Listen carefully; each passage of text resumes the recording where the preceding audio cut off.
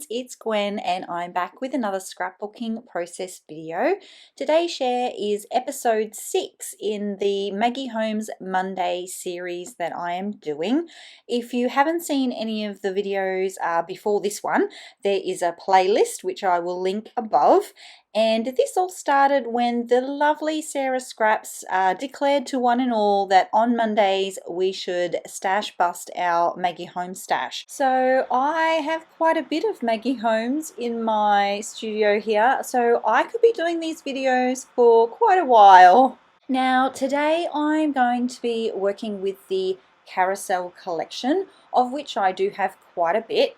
There's my photo that I'm using, but before I get more into this is actually what my stash busting focus is going to be on for this layout. Ages ago, I gathered up all of the Maggie Holmes, I think they're just Maggie, there might be some crepe paper in here too, all of the numbers that have been on the bottom of her chipboard stickers, or if I saw some on like the thicker sheets, you know how we get the thicker alphabet sheets.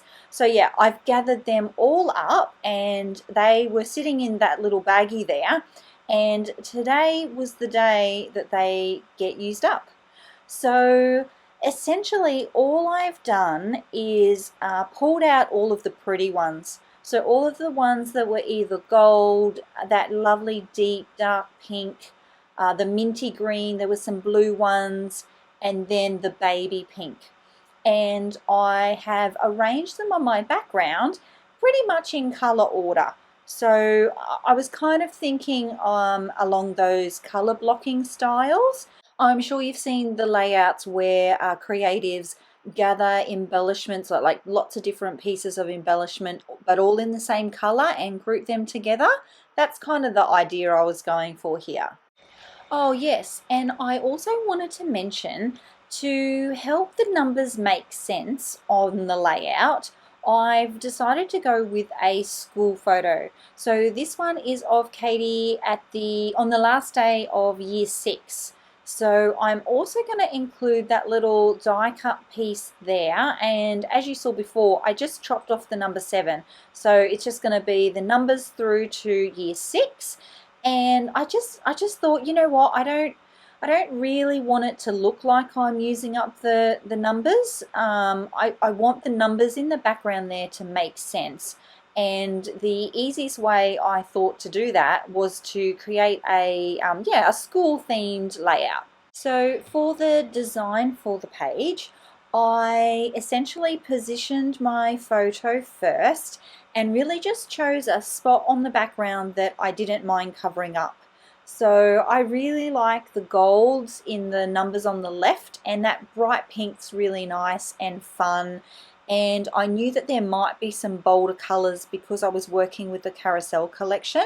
So I chose to kind of leave them more open and not so covered up, and then covered up the blues and the sort of black and whites, and there was a few little black and whites and browns sort of underneath the photo there. And now from there, I'm just going to build out my embellishment clusters. So there will end up being quite the large one underneath, as I was saying before, with those numbers from 1 to 6. I'm also going to build one in the bottom left-hand corner there where hello says, where hello is. And I will also create one above my photo there where that flag is placed. And because I do have all of those numbers in the background, I don't actually need to do a lot more. It doesn't actually take that many embellishments to fill out the page. So it is a really good way to A, use up all your numbers, obviously, but B, if you don't have a lot of other embellishments in a collection, or you're limited in your supplies, you don't actually need a lot more. Once the numbers are in, you don't need that many other things to complete your page. Yeah, so I am really happy with how this is all coming along. Things are getting serious. I have my Scotch quick dry out. And yes, I am going to check that that one is nice and level because it's quite long. I want to say 5 inches. So if it's crooked, I'm going to notice, and that will annoy me later. So yeah, and a lot of things are going to read off of yeah, off of that line, like your eye is drawn across the page. So it's, yeah, it's going to be really obvious if that one is crooked. Now, so far everything is sitting really flat to the page. So because it's on top of the chipboard numbers, I was a little bit aware of how thick my page would end up. So the photo and that, yeah, that long strip that I just glued, that's all sitting flat to the page. But I will add some dimension to a couple of the embellishments that I add on top, including that one that says Sweetest Day, which is actually going to make for a bit of a subtitle for the page. Now, instead of using enamel dots for this one, I thought it might be fun to use up some of those puffy sticker hearts. They're not hearts, they are stars, puffy sticker stars. I have quite a few and I'm going to get them all on this page. I'm actually going to use them to fill in some of the gaps between the numbers as well. So although I did try and sort of group the numbers so that there wasn't too many holes in the design, there was a couple of spaces that were a little bit empty. So they are perfect in those spots. And yeah, they kind of act like enamel dots, but they're a bit cuter, I think. I also have this puffy sticker and it says celebrate this, and that fits for those of you who might not know, in Australia or Queensland where I am, year 6 is the last grade of junior school. So yeah, this is celebrating her very last day as a junior. And yeah, she's now in middle school. Okay, so I also have a little section in my Maggie stash of random bits and pieces, and I had these 3 butterflies. I think 2 of them weren't quite cut out yet, but one was. So I have no idea what collection they're from, but they were kicking around and I thought that they'd be really good to add here because they've got quite a bit of black in them. On their edges of the wings, and yeah, their bodies are black, and I thought that that played off the black in the hello title there, and the black and white stars. I do end up fussing with that top cluster quite a bit. I'm really keen to get that flag on this page. It has been kicking around for the longest time and I've really struggled with it actually. I've auditioned it on, yeah, heaps of pages, and because it matched so well with that edge pattern paper that I have going on there, I was like, this is the page. So yeah, I was really keen to make it work.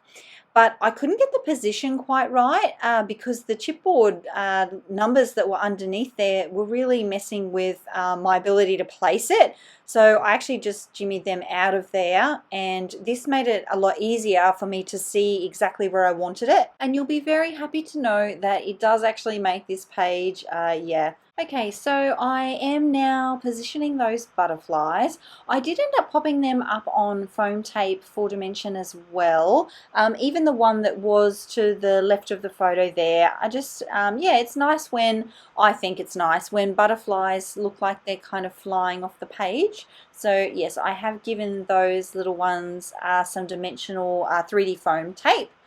And yeah, I'm just going to lock all the other little elements into position. I am really careful to make sure that I add a liquid glue to any of those puffy sticker embellishments. I just find that the adhesive that they come with doesn't hold up over time, especially, yeah, especially for those puffy stickers. I'm not sure why. So yeah, I will go around and just triple make sure that everything is nice and glued into their position. I am still mixing and matching using the Scotch Quick Dry adhesive and the Nouveau Deluxe adhesive. So I did recently do a bit of a review of both of those glues on the channel, and if you haven't seen that, I'll leave a little card link up above. Oh yes, and I found one more star, and there was no way it was not going on the page, and I found the perfect spot for it right there. So they are all used up, yay. And the page is really almost done. So I did want to quickly mention, I think this could be the last Maggie Holmes Monday that I'll be sharing for 2020. But as I mentioned earlier, you all know that I have so much Maggie stash that I'll be doing these for a long time. So yeah, they will be back in 2021. And in fact, actually, I've got Marigold coming. So I don't know what, at what point would Marigold be a stash bust? You know, how old does it have to be? We'll see. I am going to hold the layout up in a moment so that you'll be able to see all the little details and all the texture and layers. A big shout out to all the new subscribers. I've had quite a few of late and I'm so thankful for you all. I will see you all in the next video. Bye!